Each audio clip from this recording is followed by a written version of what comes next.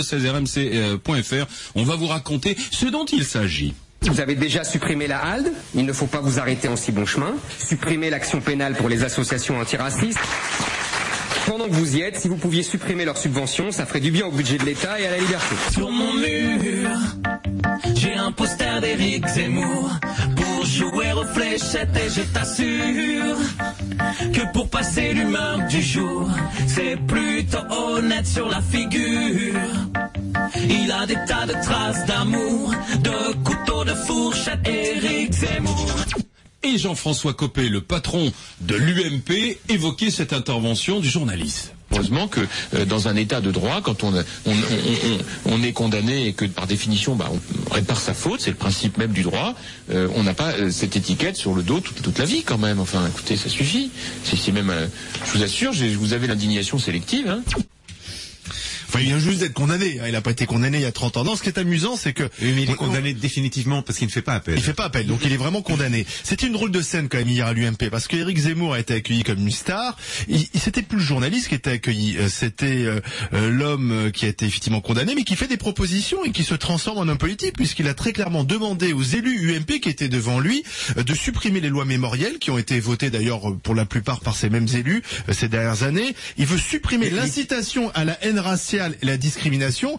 Ça l'arrangerait bien, parce que dans ce cas-là, il serait pas condamné. Donc il fait des propositions. Je me demande si Éric Zemmour doit garder sa carte de presse. Et puis de l'autre côté, on a le parti majoritaire qui déroule le tapis rouge. Alors après, on peut être contre ou pour la condamnation de Zemmour, mais qui déroule quand même le tapis rouge à un homme qui vient d'être condamné pour incitation à la haine raciale. Ce n'est pas rien. C'est un drôle de message aussi qu'envoie le parti majoritaire présidé par Jean-François Copé. Pas sûr d'ailleurs qu'à l'UMP, tout le monde soit d'accord avec ça. Philippe. Écoutez, moi je suis un petit peu, je suis perturbé par l'affaire Zemmour. C'est un garçon que je connais bien, que j'aime beaucoup. Nous avons travaillé ensemble 10 ans au quotidien de Paris, sous la direction de Philippe Tesson. C'est un journaliste rare dans la mesure où il est extrêmement cultivé. C'est pas forcément le cas dans cette profession. Alors maintenant, moi je trouve normal qu'on puisse s'exprimer. Encore faut-il effectivement respecter les lois. Ce qui me gêne dans le cas de Zemmour, c'est la starisation du journaliste. Ça n'est pas notre rôle d'être les stars de l'actualité. Nous sommes là pour commenter l'actualité, nous ne sommes pas là pour la faire. Et là, il a fait hier. C'est une vision un peu, pardon Philippe, mais c'est quand même une vision un peu préfecture de province que tu véhicules là. C'est-à-dire qu'on est là pour prendre le compte rendu, on explique ce que fait le préfet, on reprend point par point ce qu'il dit et puis on publie. Non, moi je suis pas d'accord avec toi. On peut commenter et critiquer. Le droit à la critique, c'est aussi, la critique peut être active ou passive. Elle peut être défensive ou elle peut être offensive. Donc qu'un journaliste défende un point de vue, moi ça ne me pose aucun problème. Y compris dans les locaux du parti majoritaire ou d'un parti politique. Écoute, aux États-Unis, ce genre de truc, et d'ailleurs en Angleterre, enfin dans d'autres pays, dans les pays un peu modernes du monde, tout ceci n'est pas considéré comme un comportement africain, mais comme une liberté qui est donnée aux individus. Moi je suis plutôt partisan de la liberté et je suis plutôt partisan que les journalistes puissent donner leur point de vue. Mais le fait qu'Éric Zemmour soit aujourd'hui autant starisé, là je vous rejoins entièrement sur le fait qu'il est devenu la star, il est plus journaliste, il est même plus éditorialiste, il est penseur. Ça prouve que, justement, là où il devrait y avoir la pensée, là où les hommes politiques devraient avoir de la pensée, il n'y en a plus. Et ils sont obligés aujourd'hui, aussi bien à l'UMP qu'ailleurs, d'ailleurs, de faire venir, et c'est bien ça le problème, c'est que si l'UMP a fait venir Zemmour, c'est parce que Zemmour est devenu une sorte de maître à penser. Il n'est plus, à mon sens, journaliste. Après, on en pense ce qu'on veut. Il pense parfois de façon assez, effectivement, intelligente. Mais c'est pas parce qu'on est cultivé et intelligent qu'on pense bien. Et je pense que sur Zemmour, il y a beaucoup à dire sur sa façon de penser. Mais c'est vrai qu'aujourd'hui, l'UMP va instrumentaliser Zemmour. En plus, je me demande même s'il se rend compte à quel point il est instrumentalisé. Oui, une partie de l'UMP. Oui, la partie Copé, la partie peut-être la plus à droite de l'UMP, en tout cas la partie... Il a été invité par Hervé Novelli, donc il faut se rappeler que le parcours d'Hervé Novelli au sein de la droite commence très à droite. Hervé Novelli. Il commence à Occident. Oui, voilà. Et cette partie-là de l'UMP qui essaye de chasser sur les terres de Marine Le Pen, cette partie-là va instrumentaliser Zemmour, qui n'est plus journaliste du tout aujourd'hui, et même à RTL, ce qu'on entend tous les matins quand on écoute, ça devient l'opinion de Monsieur Zemmour sur les choses. Et pour moi, Éric Zemmour, à un moment donné, doit s'engager en politique. politique s'il le veut. Philippe, on se scandalise avec Éric Zemmour. Pourquoi est-ce que on ne pousse pas des cris d'orfraie quand Bernard-Henri Lévy, qui est aussi d'une certaine façon journaliste, il publie chaque semaine dans des journaux, donne des leçons à la terre entière. Il n'a pas été condamné pour incitation à haine raciale non plus. Non mais sur la question des lois mémorielles, est-ce que par exemple Éric Zemmour, à quelle loi mémorielle il fait allusion? Il fait allusion aux lois Guesso notamment. Aux lois qui l'arrangent peut-être. Oui. Alors à la loi Taubira, à la loi Guesso principalement, c'est toutes ces lois justement qui sont faites pour nous empêcher de dire des choses qui seraient. Si tu veux, moi hier au soir, quand j'entendais, je voyais les images des députés qui applaudissaient, je me disais qu'est-ce qu'ils applaudissaient? Est-ce qu'ils applaudissaient la phrase ce sont des Noirs et des Arabes qui sont dans les prisons? Moi j'avais l'impression que c'était ça qu'on applaudissait ici. C'était le symbole qu'on applaudissait. Parce que qu'Éric Zemmour propose l'abrogation des lois mémorielles, mais je me disais non, ce qu'on applaudit c'est ce qu'il a dit. Bravo, il a dit il y a les Noirs et les Arabes dans les prisons. C'est ça qu'on applaudit. Il faut pas penser le contraire. Ce qui en soi n'est pas une opinion. Tu parlais d'Occident, mais ça ne veut rien dire de le dire comme ça. Une grande partie de la droite, enfin les racines idéologiques d'une partie de la droite française sont effectivement à Occident. Tu as cité le cas d'Hervé Novelli, mais c'est pas le seul. Enfin, l'UMP ne se réduit pas. Ministre de la Défense. Moi je pense, et je sais pas ce qu'en pense Philippe, mais l'UMP est en train de filer un mauvais coton parce que l'UMP ce n'est pas justement simplement les anciens d'Occident devenus des libéraux comme Novelli, ce n'est pas seulement la droite conservatrice qui est peut-être se sent menacée par les musulmans et par l'islam. L'UMP c'est autre chose, et Nicolas Sarkozy a été élu en 2007 pas seulement par cette frange de la droite. Et là, en ce moment, l'UMP est en train de se replier, sur une petite partie de la droite. Philippe, sincèrement, je trouve plus important ce qu'a dit François Fillon contre le débat sur l'islam que a proposé le président de la République que les propos d'Éric Zemmour. Franchement, c'est pas de même niveau, et ça me paraît plus important que le Premier ministre s'oppose à un débat sur l'islam, un débat qui stigmatiserait l'islam. Pourquoi est-ce qu'il est pas intervenu hier? Il y a une divergence. François Fillon aurait très bien pu dire à ce moment-là à l'UMP, désolé, vous n'avez pas invité Éric Zemmour qui participe à ce moment-là. Fillon ne l'aurait pas fait. Il y a une chose qui me gêne chez Éric, c'est qu'il est en train de devenir l'héritier d'une figure récurrente de l'intelligentsia française, c'est-à-dire le juif antisémite. Et ça m'agace franchement. Ouais. Non, ce que tu dis, moi je pense que ce que dit Zemmour est vrai sur le plan des faits, mais ce qu'il dit est incomplet. Sur le plan de la délinquance. Non, pas sur le fait qu'il sur le fait que dans les prisons, sur le fait que dans les prisons, il y a effectivement statistiquement plus de détenus qui sont noirs et arabes. Mais quand tu dis c'est un intellectuel cultivé, c'est là éventuellement que j'ai une objection. C'est pas sur ça qu'il parce que c'est pas suffisant de dire ça. S'il faut aller jusqu'au bout, c'est-à-dire que il y a une partie de la droite française et de la gauche qui dit, par exemple, intégrons à l'identité française ces Français qui ne l'étaient pas d'ailleurs, mais qui sont morts sous le drapeau français en 1914, en 1939, qu'on a décolonisé dans de mauvaises conditions. Partageons une partie de notre identité française avec eux. Mais quand on traite les gens comme des chiens, il ne faut pas attendre à ce qu'ils se comportent autrement que comme des chiens. C'est ce qu'aurait dû dire Éric Zemmour s'il avait été intellectuellement honnête. Constater qu'il y a des morts sur les routes, c'est pas suffisant. Il faut expliquer pourquoi. Constater qu'il y a des Noirs et des Arabes en prison, c'est vrai, mais il faut expliquer pourquoi. Marianne Saubré. Oui, là, si tu pousses le raisonnement jusque-là, je peux à la limite te rejoindre, parce que c'est vrai que il a arrêté sa pensée, Zemmour, mais parce qu'il avait envie de l'arrêter. Il a même pas arrêté sa pensée parce que lui, ce qu'il veut stigmatiser, ce sont les Noirs et les Arabes. Voilà, c'est un fonds de commerce absolument. Ça c'est la première chose, c'est que effectivement maintenant Zemmour, c'est avec un certain talent. Mais même pas de talent. Au bout d'un moment, on sait très bien où Zemmour va aller. S'il était aussi intelligent que ça, s'il était aussi brillant que ça, on saurait pas où il va aller. Mais le problème, c'est qu'avec lui, il est devenu prévisible. Alors le fait que Zemmour soit prévisible, il est complètement enfermé dans ce rôle-là de la marionnette quand même, instrument. Moi je pense que ça lui rend pas service, ce qui s'est passé hier. Alors en plus, il y a quand même autre chose. De l'attitude de Philippe Tesson. Et il y a quand même autre chose. À tous en matière d'improbabilité. Qu'il faut absolument souligner dans ce qui a été dit. Au-delà du fait qu'on vient applaudir quelqu'un qui a été condamné, il y a quand même pas plus tard qu'il y a 10 jours, quand même. Donc au-delà de ce fait-là, qu'est-ce qu'on a applaudi aussi? On a applaudi Éric Zemmour qui vient nous dire supprimer les subventions aux associations associations antiracistes et on applaudit ça et on se permet, c'est quand même la majorité de la France politique, l'UMP, qui vient applaudir quand quelqu'un vous dit bon mais tout ce qui va lutter contre le racisme, on va enlever les subventions. Mais là moi ça m'inquiète, m'inquiète beaucoup. Parce que selon lui, cela est aujourd'hui un frein à la liberté de penser.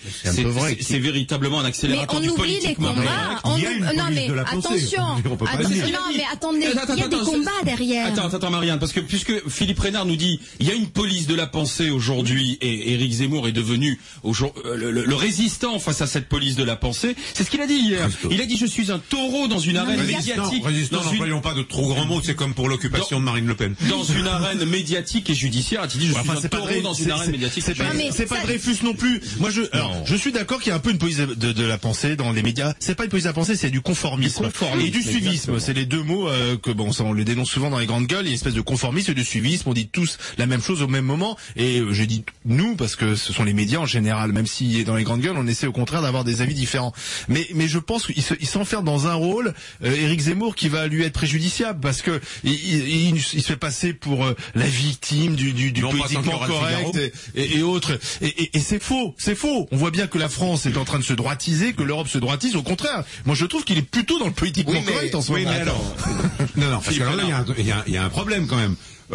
On stigmatise un journaliste qui est manifestement de droite. Mais personne ne stigmatise. Moi, ça ne me choque pas du tout. Mais je vais vous faire remarquer, quand j'ai fait mon bouquin, j'ai eu l'occasion d'étudier le problème. 90% des rédactions sont à gauche. Mais oui. Y compris dans des journaux qui sont la propriété d'hommes de droite. Mais c'est pas ça qui compte. Ce qui compte, c'est que ce que dit Zemmour, les Français aujourd'hui majoritairement l'approuvent. À partir du moment où très majoritairement les journalistes français sont de gauche, je ne vois pas à quel titre ils interdiraient au tout petit nombre de journalistes de droite de s'exprimer. Non mais je suis d'accord, mais il me semble, alors personne n'est objectif, d'accord, mais il me semble que le premier devoir du journaliste, fût-il de gauche ou de droite, c'est à minima d'honnêteté intellectuelle, de ne pas déformer l'information, et il me semble que les lecteurs aussi, les téléspectateurs, les auditeurs sont suffisamment intelligents pour faire la part des choses. Mais je ne vois pas en quoi les opinions politiques deviendraient l'étendard, parce que c'est ça le problème de Zemmour, c'est qu'il est plus journaliste, il est plus que étendard. Mais il y a quelque chose au-delà de ce que tu dis, Marianne, qui est le déni de réalité. Moi, je pense, comme Olivier, que ce qui frappe la France, pas uniquement les journalistes, c'est le conformisme. Le déni de réalité, ce serait de dire, il n'y a pas de problème. La France est antiraciste, elle est anticolonialiste, elle est ouverte. Il n'y a pas de Noirs et d'Arabes dans les cités, il n'y a pas de trafic de drogue, il n'y a pas de Noirs et d'Arabes dans les prisons. Le déni de réalité, il encourage en réalité des pensées comme celle de Marine Le Pen. Moi, je pense qu'il faut reconnaître tout ça et que donc, de ce point de vue, ce qu'a dit Éric Zemmour est utile. C'est utile si c'est accompagné d'une explication. C'est-à-dire que c'est pas un fait spontané. Les Arabes et les Noirs ne se rendent pas spontanément dans les prisons françaises. S'ils s'y trouvent, c'est pour un certain nombre de raisons. Et puis, deuxième réflexion, c'est vrai que Philippe a raison, il faut quand même admettre qu'en France, il y a une forme de conformisme de gauche. C'est pas très grave d'être communiste ou d'avoir été à l'extrême gauche, parce que l'extrême gauche c'est noble, c'est beau, c'est romantique. Je suis pas d'accord avec toi. Non mais l'extrême droite. Ah non, moi je suis absolument pas d'accord. Gérard Longuet, ministre de la Défense, excuse-moi, il est ministre de la Défense, il vient d'extrême droite, ça choque personne. Bon, voilà, des ministres communistes qui ont soutenu. Oh mais c'était il y a combien de temps? Il y a 20 ans ou 30 ans que nous parlons d'une histoire qui n'existe plus aujourd'hui. Et à l'échelon de l'histoire, c'est quoi 20 ou 30 ans? Ne me racontez pas ça. Parlons de la France d'aujourd'hui. Mais il y a eu des ministres communistes qui ont il y a 30 ans. Pascal, parlons de la France d'aujourd'hui. La France d'aujourd'hui est une France qui est à droite. Mais vous vous moquez de qui exactement? Attends. Mais tu peux crier plus fort, parce que c'est pour ça que t'as raison. Et pendant 20 ans, ce pays a été dirigé par une majorité. D'aujourd'hui. Moi, je veux bien qu'on refasse l'histoire et qu'on nous ramène toujours à François Mitterrand et les communistes. Mais je parle de l'histoire. Et tu oublies l'histoire quand. Non, mais moi, je suis pas historien. Je suis journaliste. Je parle d'aujourd'hui, de ce qui se passe. Et aujourd'hui, ce qui se passe, c'est que il n'y a pas de complaisance avec le communisme. Il y a plutôt une complaisance. Il y a plutôt une complaisance avec les thèses de l'extrême droite. Mais il y a aucune complaisance avec les thèmes de l'extrême droite. Ils sont combattus sans arrêt, les thèses de l'extrême droite. C'est eux qui font tout le débat. Mais ça, c'est ça le déni de réalité. On ne peut pas dire. Qui a dit pendant la campagne de 2007 la France tu l'aimes ou tu la quittes? Attends, mais qui a dit ça? Mais Ça n'est pas. Qui a récupéré ce slogan? Ça n'est pas vrai. Qui a récupéré ce slogan? slogan? Il faut l'aimer, la France, ou la quitter. Qui a récupéré ce slogan? Non, mais ça n'est pas vrai. Il faut l'aimer. Qui a récupéré ce slogan? C'est un slogan du Front National qui a été récupéré par le parti majoritaire. L'Union européenne où je me suis rendu la semaine dernière, le Danemark, tu vois, qui est pas une dictature fasciste. Le Danemark, quand il reçoit des étrangers, il leur demande de consigner une petite somme pour se soigner si c'est nécessaire et de démontrer par tout moyen qu'ils sont fidèles au Danemark qui les accueille. Très bien. Ça ne paraît pas normal, ça? Eh bien, Pascal, appliquons ta formule à tous ceux qui ne payent pas leur impôt en France, mais qui se disent encore français. Supprimons la nationalité française à ces gens-là. Je suis le premier à le souhaiter. Que les résidents de Gstaad, ça va compliquer le jeu en Belgique. Il y aura de plus en plus de Belges. Non, mais juste un mot. On renforcera la Wallonie qui a besoin d'argent. Pascal, tu sais que pour rentrer en France, il faut aussi que tu justifies que tu as un billet de retour et que tu as une couverture de tes soins médicaux. Donc, je veux dire, ton exemple du Danemark, excuse-moi, mais ce sont les mêmes règles qui s'appliquent en France, puisque c'est ce qu'on appelle Schengen, tu vois. Non, pas tout à fait, dans la mesure où au Danemark, il faut aussi démontrer qu'on sera aussi fidèle au Danemark, et peut-être même plus qu'on l'est à son pays d'origine. J'ai Loïc de Troyes qui m'écrit: sympa le débat sur Zemmour comme le super-héros de la liberté d'expression qu'on vient défendre pour qu'il ait le droit de s'exprimer. On fait semblant que Dieudonné n'existe pas dans les médias. Lui, il a été lynché, ses DVD ont disparu des rayons, on l'interdit encore de jouer dans nombreuses salles de spectacle, on est dans le 2 poids 2 mesures. Il n'a pas été applaudi à l'UMP. J'ai Marina qui nous dit aussi: à l'époque, le comique de Dieudonné, il n'a pas fait la moitié de Zemmour. Pareil, et du jour au lendemain, il a complètement été radié de la télévision et de la radio. L'UMP nous parle de Zemmour et du droit à la parole, nous dit Jean-Michel. Mais dites-moi, quand on avait Guillon, je ne voyais pas beaucoup de gens de l'UMP défendre aussi l'humoriste et son droit à la parole, me dit-elle. Jean-Michel nous écrit aussi: vous êtes naïf ou quoi? Les députés de l'UMP applaudissent parce qu'ils sont d'accord aussi avec ce que dit Éric Zemmour, seulement ils n'ont pas le courage de le dire ouvertement. Alors c'est Zemmour qui devient leur relais, c'est tout. Ils applaudissent qui aujourd'hui? On peut pas dire. Pascal, vous êtes d'accord avec moi qu'on peut pas dire que Zemmour est quelqu'un. Si, il n'y a pas très longtemps, Guy Bedos allait dans les fêtes de la Rose et disait très clairement ce que les socialistes n'acceptaient pas de dire eux-mêmes. C'est-à-dire grosso modo que les patrons sont des salauds. Non mais attends, mais tu mets Bernard-Henri Lévy et Guy Bedos au rang de Zemmour, alors que Zemmour c'est le seul à avoir une carte de presse et c'est lui qui devrait avoir un minimum d'honnêteté intellectuelle. Non mais le fait qu'il ait une carte de presse ne le prive pas de la parole intellectuelle. Mais il devient instrument. Il est plus rien, Zemmour, aujourd'hui, à part l'étendard de l'UMP et d'une droite très radicale. Il appartient quand même à une catégorie de journalistes qui existe depuis toujours. Ce sont les éditorialistes. Oui. De droite ou de gauche. Sauf que l'éditorialiste, vous n'avez pas applaudir. On ne peut pas lui nier sa qualité de journaliste. Sauf que moi, il est éditorialiste. Philippe, t'es d'accord que les on pense pas comme lui. Philippe, t'es d'accord que les éditorialistes, a priori, sont pas à applaudir dans un parti. Enfin, c'est bizarre. Moi, c'est ce mélange des genres qui est quand même un peu particulier. C'est assez surprenant de la part de ce garçon. Encore une fois, ce qui est intelligent, je pense que là, il pète un peu les plombs. Là. Ouais. Et puis, de dire qu'il est banni, c'est comme il est employé par la première radio de France, il est employé par une chaîne d'information, il est employé par la première chaîne du service public de télé France 2, et un grand journal. Et je crois qu'il travaille toujours au Figaro. Pour quelqu'un qui est banni et qui serait victime de, je ne sais pas, d'un complot de gauchistes, c'est quand même 10h25. Je pense que il y a beaucoup de journalistes qui aimeraient avoir son espérance de vie professionnelle, à mon avis, est aujourd'hui très limitée. Enfin, pour l'instant, c'est pas le cas. On en reparlera. 10h25, vous restez avec nous sur RMC. Éric Zemmour applaudi par les élus de l'UMP. On y revient dans 2 secondes avec Abdellah qui est dessinateur industriel en Haute-Garonne. Et puis juste ensuite, au 32-16, vous pourrez réagir à ce rapport d'Arnaud Montebourg qui dénonce les dérives du Parti Socialiste Marseillais. Il demande la mise sous tutelle de la Fédération PS des Bouches-du-Rhône et donc de Monsieur Guérini. On y revient au 32-16, vous réagissez et au 32-16, touche 6, vous vous inscrivez. Vous inscrivez pour prouver que vous êtes fan d'RMC. On testera vos connaissances, les connaissances de 2 d'entre vous tout à l'heure à 11h-5. Et je vous rappelle qu'à la clé, il y a une semaine de vacances à la neige pour 4 personnes à gagner. Vous êtes fan d'RMC, vous le prouverez notamment en répondant à la question sur les JG et vous gagnez une semaine pour 4 personnes, ou ça à la Plagne avec le logement, les forfaits de ski, la location de matériel. Eh oui monsieur, 32-16 touche 6 pour vous inscrire. RMC, Alain Marchal, Olivier Truchot et les grandes gueules. Les grandes gueules avec aujourd'hui Marianne Soubré, avocate, Pascal Perry, prof Perry, c'est notre confrère Philippe Prénart qui est avec nous aujourd'hui avec ce livre notamment Presse et pouvoir. C'est le livre de Philippe Prénart où il revient à travers les pages de son livre sur des relations qui ont toujours été troubles, ambiguës, voire avérées aussi. Incestueuses et consanguines. Entre la presse et le pouvoir. Abdellah, bonjour. Bonjour Mignol. Salut, dessinateur industriel. Abdellah, alors on s'étonnait de voir l'UMP applaudir à tout rompre hier Éric Zemmour, le taureau dans l'arène médiatique et judiciaire, comme il se décrivait lui-même hier. Abdellah, je vous écoute. Bah pour moi ça m'étonne pas, pour moi c'est quelque part, c'est pas qu'il joue un jeu, c'est quelque part pour moi c'est, il montre aujourd'hui ses tendances politiques. Et puis aujourd'hui, il se fait de la pub sur le dos des Arabes et des Noirs, quoi. Et ça continuera tant qu'on l'arrêtera pas, quoi. Ouais, en même temps, Abdellah, c'est son droit d'avoir des opinions politiques et de les afficher. C'est-à-dire que dans ce cas-là, faisons les agents cachés en plus. Hein. Moi, je suis tout à fait d'accord avec ça. Maintenant, ce qu'il y a, c'est que lui, aujourd'hui, il est le seul à mettre le doigt là-dessus, parce que pour moi, aujourd'hui, la France a un vrai problème avec ses étrangers, quoi. Il n'est pas tout à fait le seul, hein. Il y a un chercheur du CNRS qui a rendu un rapport il y a 3 mois. Aujourd'hui, c'est lui qui est médiatisé quand même, c'est quand même lui, quoi. C'est comme Zemmour, quoi. Ouais, enfin, c'est Zemmour, mais en même temps, le chercheur du CNRS qui a rendu un rapport il y a 3 ou 4 mois qui démontrait qu'il y avait un problème d'autorité paternelle dans les sociétés du sud du Sahara. On en a beaucoup parlé aussi. Donc, c'est pas le seul.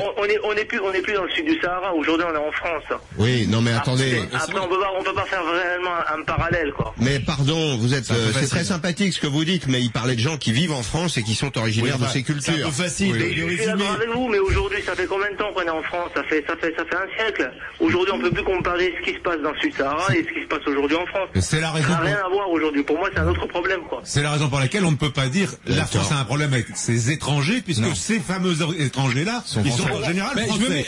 Et quand ils sont antillais, ils sont français depuis plus longtemps que les Niçois. Bon, écoutez, moi, je suis né en France. J'ai grandi en France. Je suis d'origine marocaine.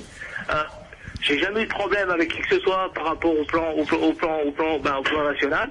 Mais moi, ce que je vois aujourd'hui, c'est que aujourd'hui en France, il y a un réel problème avec nous. Et moi aujourd'hui, quand je vais quelque part, je suis obligé de raser les murs, quoi. C'est-à-dire qu'Abdellah, vous qui êtes dessinateur industriel en Haute-Garonne, je sais pas, peut-être du côté de Toulouse précisément. À Toulouse même, 42 ans. Du coup, on vous renvoie toujours à vos origines. On vous renvoie à quelque chose qui n'a jamais posé problème pour vous, n'a jamais même été une question, quoi, en fait. Exactement. Oui, enfin, moi j'aime beaucoup ce que vous dites, hein, Abdellah, mais je pense qu'à un moment donné, peut-être que vous l'avez pas vu, mais vos origines, on vous les a forcément renvoyées. C'est pas d'aujourd'hui qu'on les renvoie. On me les renvoie pas, je vais pas dire tous les jours, mais par exemple, moi dans mon travail aujourd'hui, il y a quelques années quand je cherchais du boulot, on me posait pas la question. Aujourd'hui, on me pose la question. Non, mais attendez, vous savez aussi bien que moi que vous depuis que vous êtes entré sur le marché du travail, vous avez dû prouver plus que les autres. Enfin, ça c'est pas nouveau. Non, mais bien sûr, ça complètement. Voilà. Et même des postes français me sont passés sous le nez parce que je suis d'origine arabe. Abdellah, moi je pense que vous ressemblez plus à la France d'aujourd'hui qu'Éric Zemmour. Pour moi, Éric Zemmour, il fait penser à ma grand-mère, qui, je crois même quand elle était jeune, disait que la France d'avant c'était mieux. C'est ces personnes qui pensent que finalement ils sont nostalgiques d'une France qui a d'ailleurs jamais existé, mais qu'ils le fantasment ou qu'ils rêvent. Et voilà. Et Zemmour, il fait penser à une petite grand-mère. Ah, c'était mieux qu'avant. Non mais Mamie Zemmour. Aujourd'hui, par rapport à ce que je peux voir, par rapport à un petit peu relation que j'ai avec les gens aujourd'hui, j'ai l'impression qu'il y a quand même beaucoup de Français aujourd'hui qui s'identifient à Zemmour. Mais il y a une France rêvée. C'est vrai, Olivier a raison là-dessus, à tel point que, regardez, aujourd'hui, les Français trouvent que Jacques Chirac était très efficace, alors qu'il n'a rien fait. Donc vous voyez que le bon temps, le temps passé est toujours le bon temps. Qui laisse beaucoup d'espoir à Sarkozy en matière de sondage. Oui, énormément d'espoir à Sarkozy et à tous ceux qui regardez le retour de Juppé. Hein. Mais est-ce que vous croyez pas que c'est lié un peu au passé colonialiste, tout simplement, de la France? C'est-à-dire qu'on regarde les gens qui viennent. Ça va pas effacer. On continuera toujours aujourd'hui, quoi.